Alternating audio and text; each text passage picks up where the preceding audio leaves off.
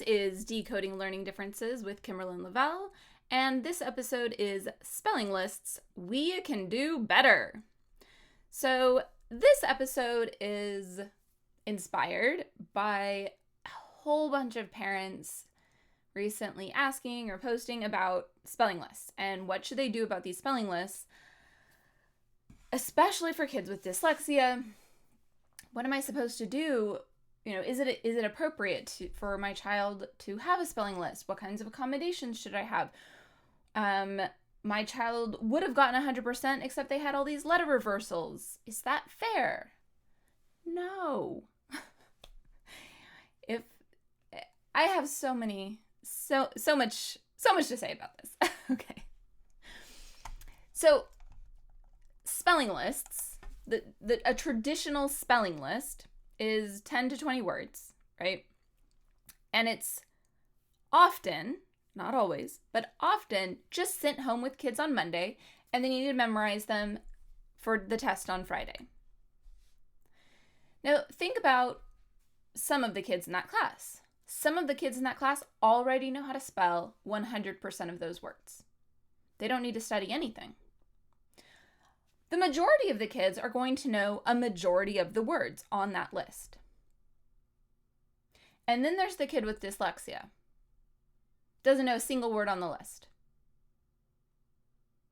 So you're expecting every child at all these different levels to all memorize the exact same list with no instruction and not necessarily the same level of home support either. And take a test on Friday, and all get graded in the exact same way. I don't understand the purpose of it. I know some teachers who have flat out said they only give spelling tests because parents expect them. Because parents had spelling tests, so they expect their kids to have spelling tests, so they give spelling lists and spelling tests. But otherwise they wouldn't, because they know that's not actually how you teach spelling. Kids don't memorize 10 to 20 words a week and suddenly know how to spell that word every time they go to spell it in their everyday writing. That's not how kids learn how to really, truly spell. Now, if you know 80-90% of the words on the list, you might actually gain some knowledge of spelling through those one or two words that you're learning each week. They're like, oh, I didn't know this word. Now I know that word. I use it all the time, especially if it's a list of words that you use all the time. It might stick. It might help. But it's not the most effective way to teach kids how to spell. It's just a way to grade them. And I feel like it's a way to keep kids with disabilities at a lower grade for no other reason than because they have a disability. So it's not, the expectation is not really the same. You're expecting the high kids to remember all the words they already know, the average kids to learn a few new words, and the kids with some kind of learning difference to suddenly memorize, which is often a huge weakness for them to begin with. You want them to memorize all 20 words because they don't already know any of them. Do you see why, it's not a level playing field? It doesn't feel fair to me. It feels cruel. And then on top of it, the kids are super excited. They try so hard. They want to. These kids want to, right? They're trying. So they work super hard. They practice a ton. They memorize every single word on the list. And somewhere in I saw this recently, every single word except one, they make a reversal. They get 10% on the spelling test. They know how to spell the word, but now on top of needing to know how to spell the word, they also have this added disability in which the letters are reversing and they forget which way to put their letter. Now, if you make an R backwards, you're going to know it's an R and it makes sense, right? Okay, they just reversed it. If you make a B backwards, it's going to look like a D. So that's where it becomes a problem sometimes and then some things, T, you can't even make it backwards. Looks the same either way, right? So the reversals are a separate problem, but it's being lumped together, and a kid who worked so hard and memorized every single word, put in way more effort than 95% of the class for this one test because they want it so bad. And they worked so hard. And then they made reversals, and you're going to give them a 10%. I find that cruel.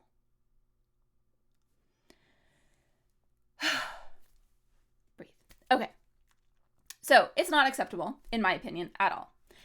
If your child has a 504 or an IEP, that can be one accommodation.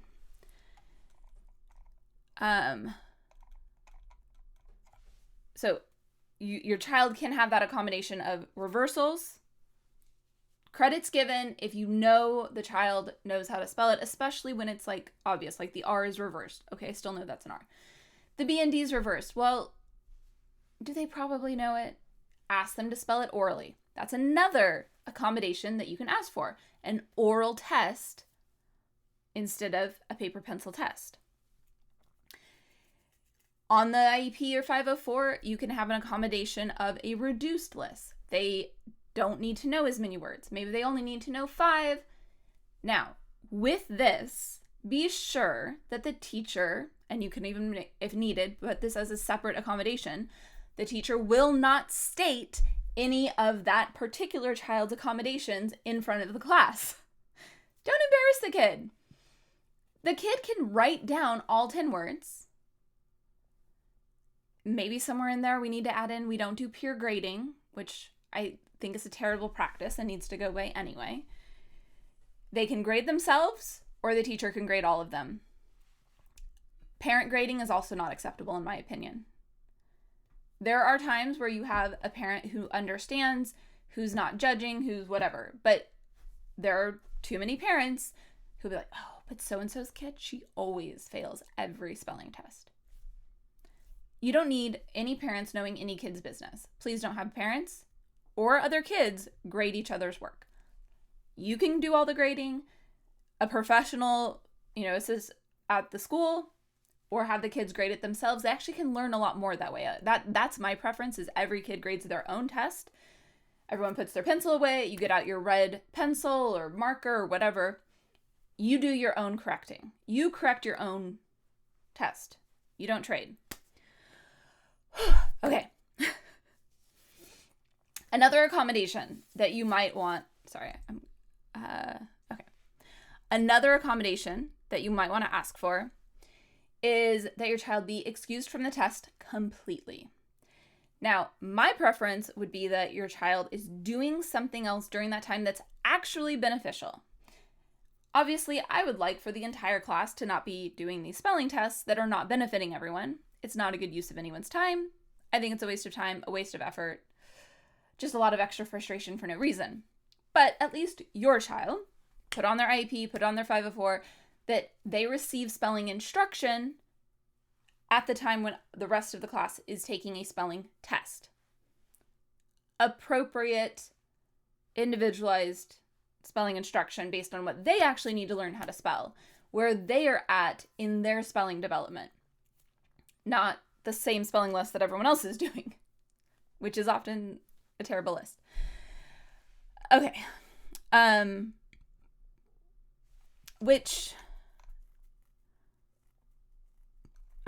That's one of my other issues with, if we kind of go back, that's one of my other issues with traditional spelling lists is too often it's, where did these words come from? Oh, they came from the story we're reading this week. Okay, that's appropriate for vocabulary. It's not appropriate for spelling instruction. Unless you have a phonics-based text that you're reading this week and you're only giving, there are situations where I could see a spelling list being appropriate. But again, like I said, when it's, here's the list, memorize it by Friday, and no instruction is given, and it's not based on a child's actual current ability to spell, it makes no sense to me. There are ways that you can actually, this is our spelling group, this is our reading group, we're all working on this together. Because we're all together in this small group, working on this spelling pattern, we're going to have a list on the spelling pattern on Friday. There doesn't need to be a list to memorize, though. You're checking on Friday to see if they know the pattern. And ideally, you're checking every single day as part of instruction. It's not a grade. And that's a different issue. Why are we grading? Like, everyone's so, like, hung up on grades. Like, can we let it go? Does the child know what they need to know? No? Okay, teach it to them. Okay. All right. And then the other part of it, my other problem with traditional tests is that every kid and every list, whatever, it's all or nothing. So even in that example of the kid knew every single word, 100%, but made reversals. Okay, give partial credit at the very least, right? If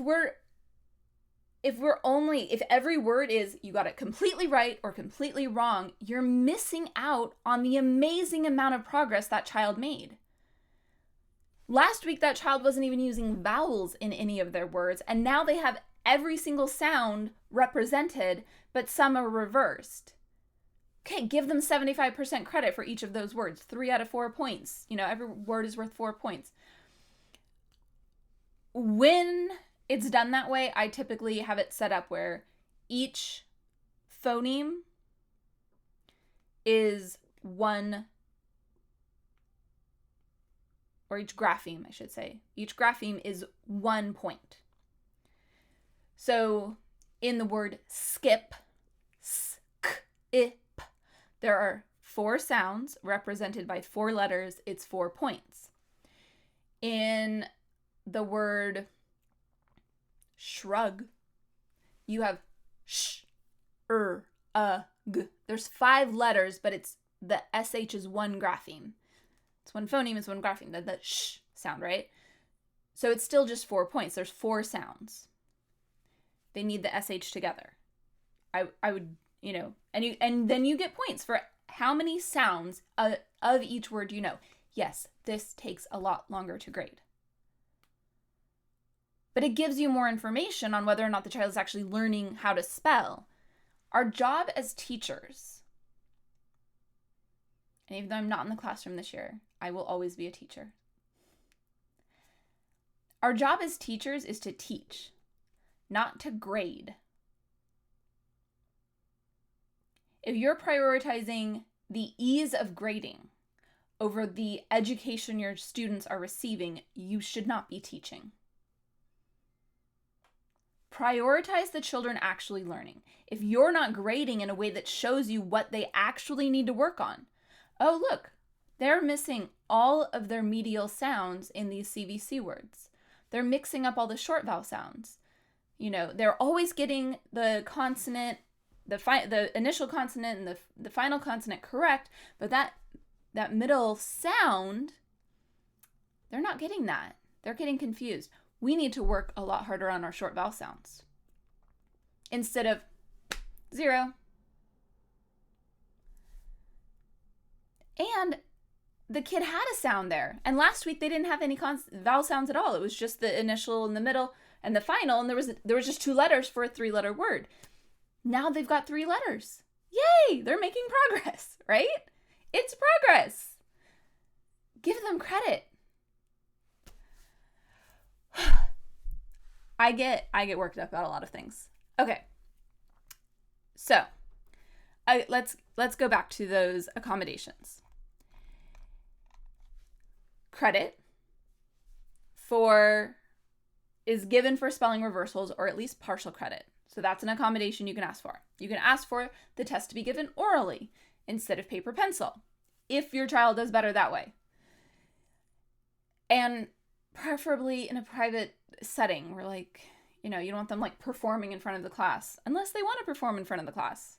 Every kid's different. Not every kid is embarrassed about not being able to spell or having difficulty or speaking in front of the class. I would be mortified. Not everyone is. Okay. I just don't like speaking in front of people in general, despite having the podcast. Okay. Being excused from the test completely And I would put in an alternate appropriate spelling instruction is given at that time instead, in an alternate setting. At the time that a spelling test is given in class, student will go to the SAI classroom, Specialized Academic Instruction classroom, for spelling instruction at their level. Based on, right? Like, really lay it out that when everyone else is getting the test, this kid is going to go here. And it's harder to put into the IEP. You can. It just gets the wording gets lengthy. Don't have it be like, oh, everyone, it's time for spelling. Oh, that means you need to go. The teacher is not yelling at Johnny to leave because it's time for a spelling test. That's embarrassing for Johnny. Unless it's not, but still. Don't do that. Say, okay, after recess, we'll have our spelling test. And every Friday after recess is spelling test. So you know that after recess, Johnny just goes straight to the SAI classroom, doesn't come in for the spelling test. You don't have to say, because we're doing a spelling test, you can't be in here. The teachers need to not be cruel. Okay. What else? We talked about an alternate list. So as I was talking about before, like, if part of your instruction in your group, and I keep acting like I'm talking to teachers. I know I'm talking to parents for the most part. You can send this to the teacher. But think about it in terms of like what you should expect from a teacher that has compassion, what good teaching can look like, should look like. Sorry. And what to ask for, like what to be sure your kid is getting. And then also you can send this to the teacher, like, this is really what you should be doing. You need to get yelled at by Kimberlyn. I know I've not been a gen ed teacher, except when I was forced to substitute as one, but not a true gen ed teacher doing all the things. I know their job is very hard. They knew my job was very hard. At least most of them did. And we had mutual respect, I think. So I know. I just want to remind the teachers of why they are teaching. It is to teach. Not to judge, not to grade, and not to make poor Johnny feel bad that they have a learning disability. You just need to teach Johnny the very best that you can, and here's what you can do. So, if the teacher has as part of their instruction, their small group instruction, we're working on the AI pattern this week in our reading and in our spelling, or maybe it's just in spelling. They've already mastered it in reading. Spelling tends to be a little delayed compared to reading because when you're reading, you don't need to figure out whether or not AI is happening. It's already there. It's laid out. You just know it. You see AI, you say A. However, when you're trying to spell something that has A in it, do I use AI? Do I use A consonant E? Do I use EAIGH? What do I use here? So there's different patterns, right? So in our spelling this week, we're working on the AI pattern.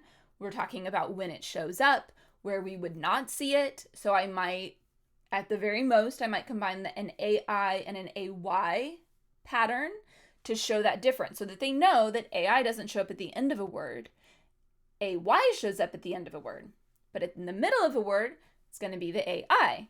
So that's all I'm working on. That's what we're talking about this week. On Friday, we're going to take our assessment. You're going to get 100%.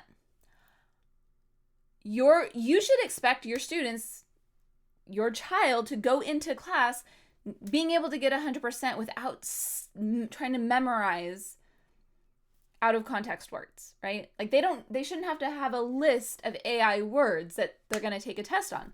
We're just going to take a test. Or just don't take a test because you're doing constant things. If it's small group, you know whether or not they get it. If it's a bigger group that you're all in the class doing, then yes, do a test at the end of the week to make sure everyone has that pattern and understands it. And then you're expecting the teacher to pull the small group to work on it and make sure they get it. Or you can follow up And, if you see your kid came home, they weren't able to do the test because they didn't actually master it, and it could go home with the thing being sent home instead of a list of words is this. We're talking about the fact that AI shows up in the middle of words, AY shows up at the end of words. This is our list, or instead of a list, where this is what we're being tested on Friday. Go over this concept with your child. And then you can just play games with your child going over that, or look at words, or notice, or practice a variety of words yourself that have those patterns. And they can send home a list of possible words, just big lists of words that all have AI patterns and AY patterns. And we're just going to test on 10 of them. You don't have to memorize every single word because you know how to sound out, separate all the sounds in the word. Your child knows that it's an AI pattern that we're working on this week. They have all the pieces. They should be successful. Okay. If they're not getting that kind of instruction in the gen ed class, hopefully they're getting intensive spelling instruction in their SAI class. If they're on an IEP and they're getting specialized academic instruction, hopefully they're getting individualized spelling instruction in that setting. If not, ask that it be added. If you get pushback, delve a little deeper. We need to work on it. And then your child's spelling list could simply be based off of this. The teacher, the SAI teacher, makes a list. These are 10 words that your child has mastered in the past. They should know. Practice with them at home this week to make sure they know it. They can take a test on it on Friday instead of taking the test that the rest of the class is taking. So they can have an alternate, individualized list based on the spelling patterns that they have mastered in the SAI setting. That's another accommodation. If you're watching this, listening to this, click the link or go below the video on the webpage. I've got all of this listed out so that you don't have to try to listen and take the notes. Or look at the notes on the podcast. It should be in there too. So look for it. It's there. I've written this out for you. Another accommodation is that there can be an informal progress check with no set list memorized, just an assessment on patterns mastered, like we've talked about, or no test at all because I'm just constantly evaluating as part of my small group instruction. I can see whether or not the kid knows it. They don't know it. I keep practicing, right? Okay. It can be that, everybody in class gets sent home a weekly spelling list. Your kid does all the spelling activities for homework, or not, because is it even helping? But maybe you're okay with your child doing the spelling practice for homework, but they're not going to be tested on the list at the end of the week. They're putting it into action. They're doing some stuff with the list, but it's a partial thing. Or they just have to do one spelling activity with it, or they don't do any, because if they're not at that level, it's often just painful and not helpful. And then we also talked about that partial credit, where you're really, really paying attention to all of the phonograms, and I have as an example below is ship, ship, 3 points, right? You get all or nothing. But maybe the next word is flip. So now you have ip. They're both 4-letter words, but the ship is worth 3 points because sh is one pattern together. If you're missing one of those pieces, you don't have it. This is how I would do it. Flip, I would have as 4. Ip. You can also just grade based off of each letter. Whatever. And then if I had something like rain, we were talking about that AI pattern, right? So rain, it's those two sounds, the two letters making one sound. AI making one sound together. N. And I'm thinking of rain falling from the sky, not a king's reign, which would still just be 3 sounds, but maybe you do give points for every letter in that case, because it's a lot of letters to try to remember, and maybe they got partial credit. Maybe they remembered the G, but they put an A instead of an E, because that kind of makes sense, right? So they can decide how you're gonna do it, but you can say something about partial credit based on phonograms, or based on the number on each letter in the word. Or the more specific you are, though, in your child's accommodation on the IEP or the 504, the more specific it is, the more you can actually picture what that is really going to look like, the easier it is for the teacher to implement it correctly. And for it not to just be like, well, this teacher does it this way, and this teacher does it this way, and this teacher does it this way, which happens all the time. There's things on like the IEP software that I was using. There'd be like a drop-down list, and they were so vague. It was frustrating, but it was kind of sometimes awkward to also type it in, but we could. So ask for the details. I think it does make a difference. You know, if it's extra time on what, when, why, how, where, to how much, like there's so many questions I have about what does that mean?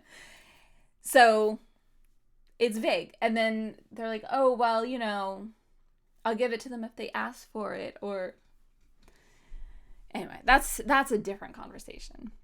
Okay.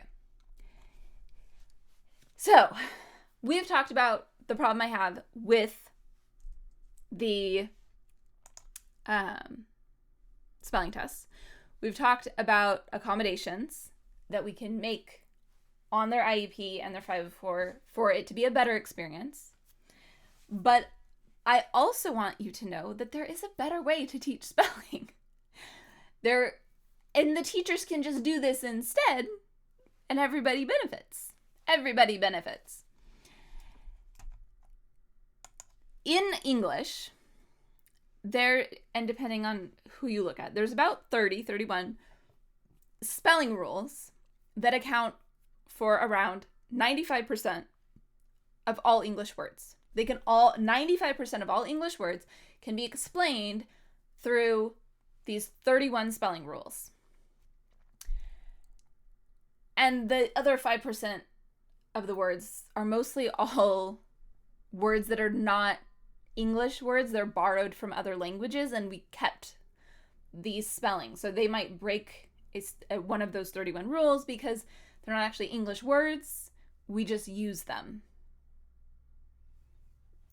So in some languages, when they borrow a word from another language, they change the spelling to match their own spelling rules. We sometimes do that. We often don't. We often just keep that as, okay, sure. We'll just use that spelling. That's fine. Sorry.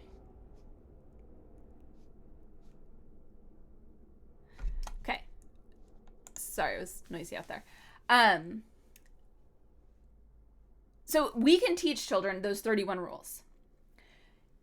If we teach them, they can become proficient readers, proficient spellers in a systematic way, and they know, like, they can put it into practice. They can become good spellers, and this is something that all kids can access.